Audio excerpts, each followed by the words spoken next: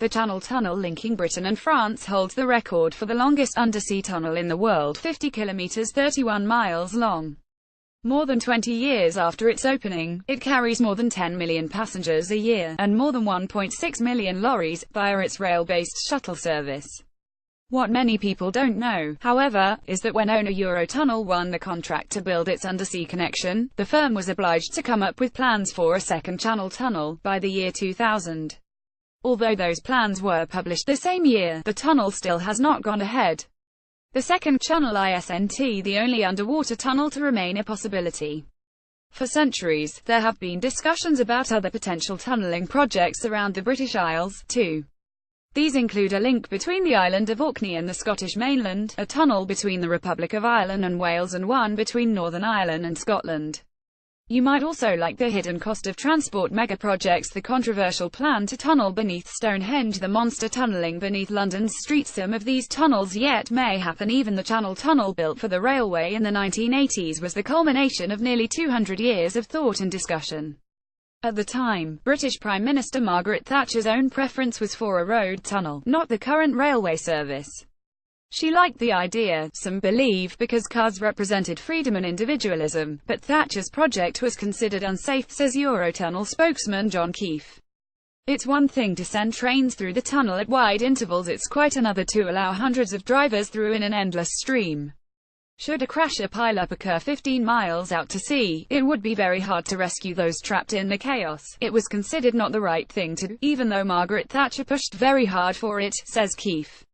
The Prime Minister compromised. She said, "All right, I'll go along with the safety argument, I'll accept that, but as technology improves I want a commitment to plan a second tunnel, a road tunnel," Keefe adds, paraphrasing.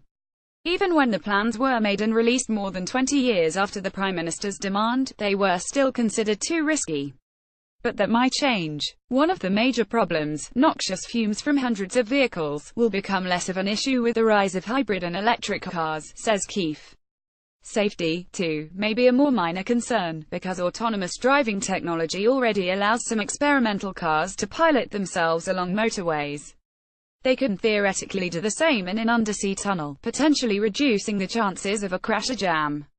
If technology does evolve in these ways, then plans for a second tunnel could be revived. I think it's highly likely that conversations like this will take place in the coming 10 or 20 years, Keefe says. Alan Stevens at the UK's Transport Research Laboratory agrees.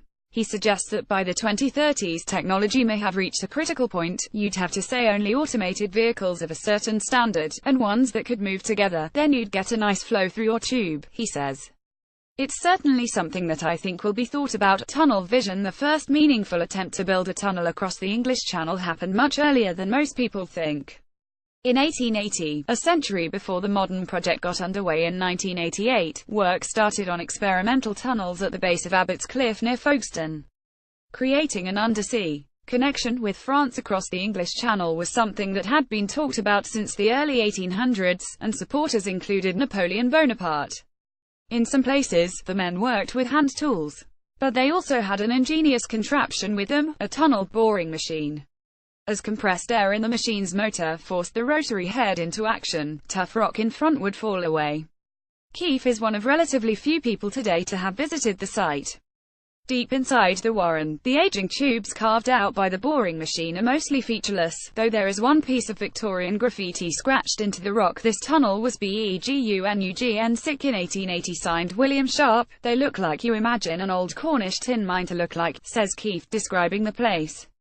They're low wooden beams, pretty intact and pretty dry. But they are nothing like what you really need to run an international undersea tunnel. The venture was typically ambitious for the time, says Graham Bickerdike, rail engineer and editor of engineering history website Forgotten Relics.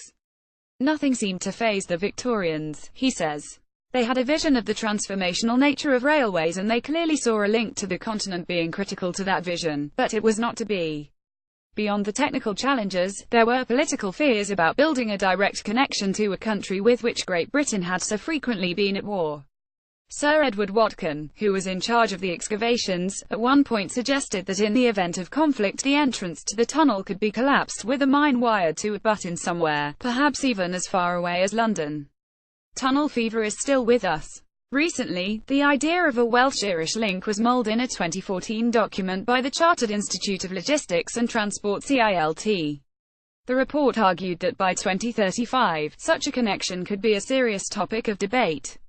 But the proposal has not gone much further since, says Andrew Potter, who chairs CILT's Cymru Wales Committee. Part of the problem is that it would be an exceptionally long connection. At 100 kilometers 62 miles or so, it would be roughly twice the length of the Channel Tunnel. Further north from there, a much shorter distance, between 10 and 25 kilometers 6 to 15 miles, exists between various coastal points in Scotland and Northern Ireland. That's short enough to build a bridge across, though the cost would certainly amount to a few £1 billion. Still, that hasn't stopped the idea of a tunnel or bridge being mooted by politicians in both countries in recent years. In the meantime, British tunnelling expertise is being put to good use elsewhere. The most obvious example is London's Crossrail, which is the largest civil construction project in Europe. A smaller but significant project will soon follow. The Lower Thames Crossing will connect Essex and Kent, in part via a new tunnel under the River Thames. And further afield, British engineers are also assisting with the development of another major venture, the Fehmarn Belt Fixed Link.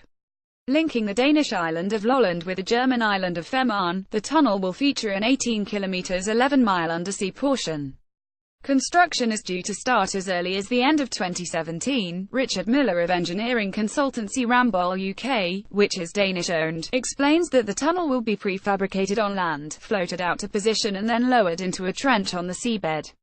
This is known as an immersed tube, or IMT, design and has been used before, including for the Sydney Harbour Tunnel in Australia. The casting is on land, so there's no construction in the ground in dirty wet holes, says Miller. The Channel Tunnel and Crossrail's tunnels, by contrast, were created using a cylindrical tunnel boring machine TBM. Pipe dreams to Channel Tunnel came in at £4.65 billion, £8.5 billion, or $11 billion today, and the Fehmarn Belt Fixed Link will probably cost more than €7 billion, $8.2 billion. That hasn't stopped some dreaming, though. Take Elon Musk's Hyperloop, a proposed, ultra-fast mode of transport in which pods lifted by magnetic levitation are propelled along tubes.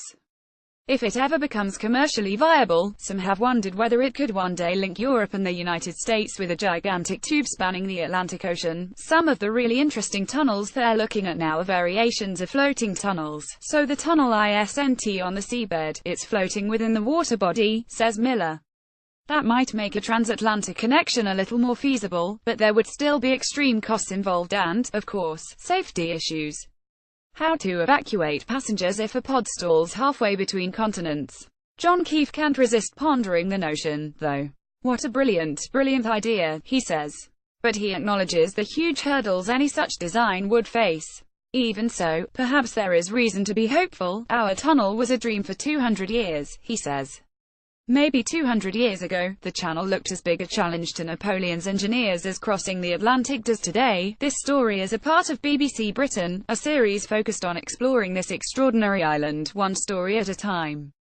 Readers outside of the UK can see every BBC Britain story by heading to the Britain homepage. You also can see our latest stories by following us on Facebook and Twitter. Join 800,000 future fans by liking us on Facebook, or follow us on Twitter. If you liked this story, sign up for the weekly BBC.com features newsletter, called If You Only Read 6 Things This Week. A hand-picked selection of stories from BBC Future, Earth, Culture, Capital and Travel, delivered to your inbox every Friday.